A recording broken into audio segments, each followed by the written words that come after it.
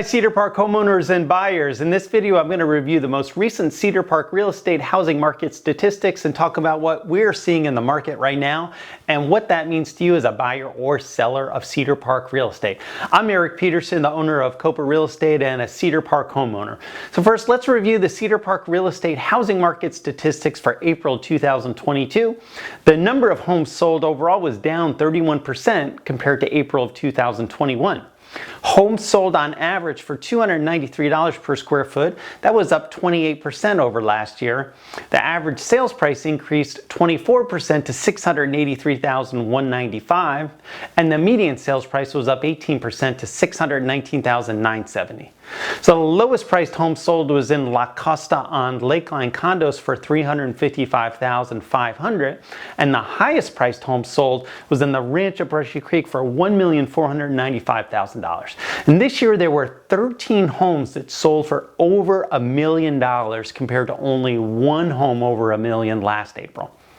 The smallest home sold was in Buttercup Creek at 1,103 square feet, and the largest home sold was at 4,777 square feet in Shenandoah.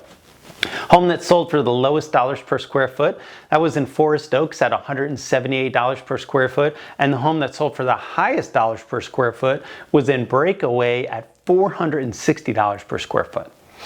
As of May 9th, there are 79 homes active and 152 homes under contract compared to only 52 active homes back in April. On average, homes sold in 6 days for 9% over list price, which was the same back in March. So now let's talk about the question everybody's asking me, if the market is cooling off and what that means for buyers and sellers. And of course, I'd love to know what you think is happening, so leave us a comment, right? Now, a few months ago, I talked about how when people ask me if it's a good time to sell, I'd respond with, only if you want to sell your home for a lot more than it's worth, right? The visual we used was an ice cream sundae with whipped cream, and the whipped cream represented that extra amount of money you could get when selling your home because there were so few homes on the market. You can count on me to tell you what's really going on in the market today. So we're still in an incredible seller's market, but we are starting to see signs that the market is shifting and going from super hot to only hot, right?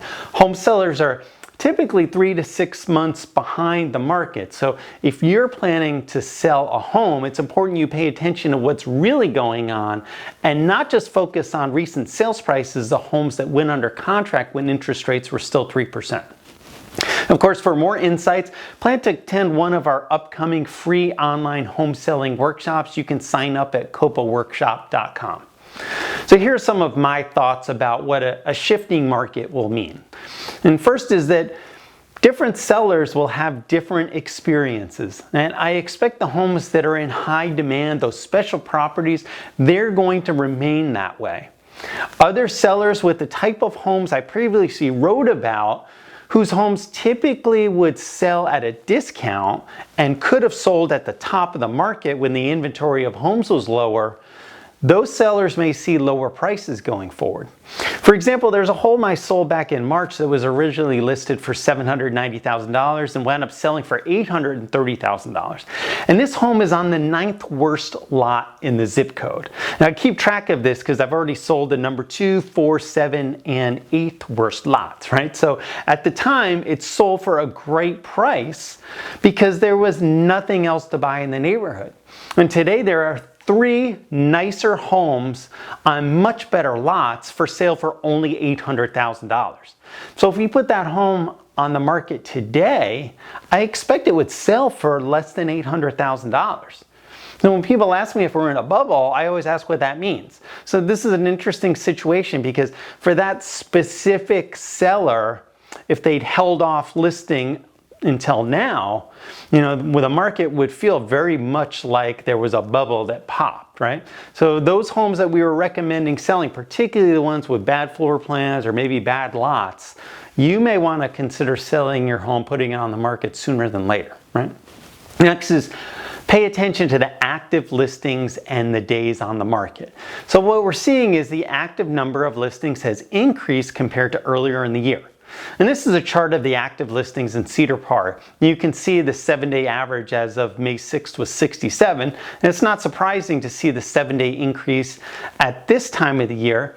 There is a rhythm to the market. However, as I write this on May 9th, there's now 79 active listings. And that's a big difference compared to February 18th when there were only 16 active listings. So earlier in the year, homes could be priced at whatever sellers wanted and a home would sell.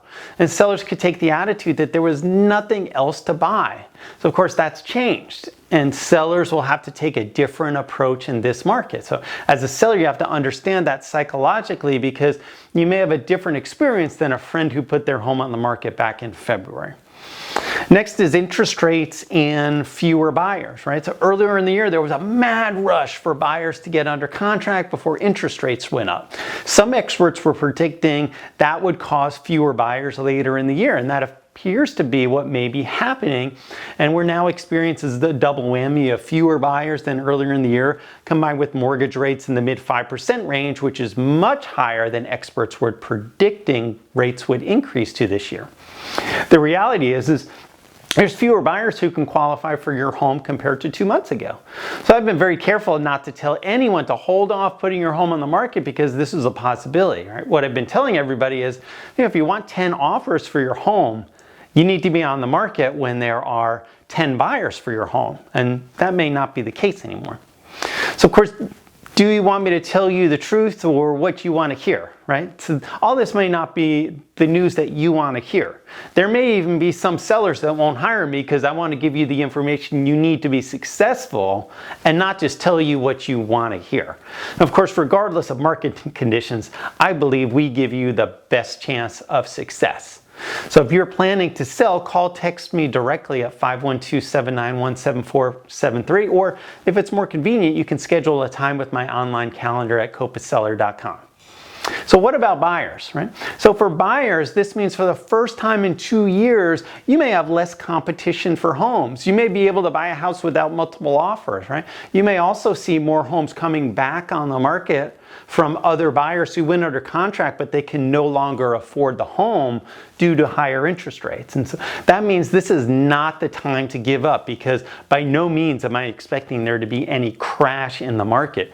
People just have too great of a financial position on the homes that they own right now to see a lot of desperate sellers, right? But you do need to be careful about offer prices, because some homes are still being listed at market value, but we're seeing many homes come on the market at prices that are way too high, and they'll never sell at those prices. Thanks so much for watching, and we appreciate your support.